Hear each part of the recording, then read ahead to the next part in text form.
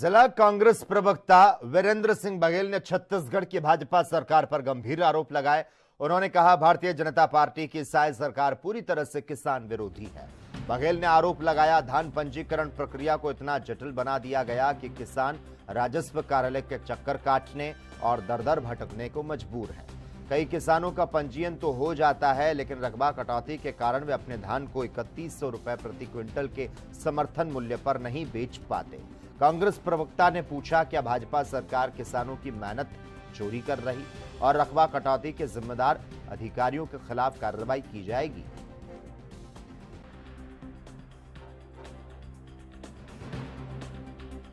खैर, जो बीजेपी की सरकार है छत्तीसगढ़ में, वो किसान विरोधी सरकार है और इतना जटिल पंजीयन बना दिया है जिसको किसान पूरा ही नहीं कर पा रहा है। आज आप गांव-गांव देखिए, जो पिछले साल 100 कुंटल धान बेचे हैं उनका 30 कुंटल, 40 कुंटल, यहाँ तक कि मैंने कई किसानों को देखा है कि उनका जीरो तक बता रहा है।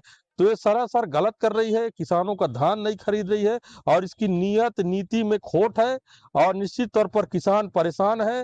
धान खरीदी प्रारंभ हो गई है और आज आज भी अगर आप एसडीएम ऑफिस जाइए तो वहाँ भीड़ लगी हुई है, लोगों का पंजीयन नहीं हो रहा है। देखिए, शासन प्रशासन की बहुत बड़ी नाकामी है और बीजेपी सरकार सोई हुई है।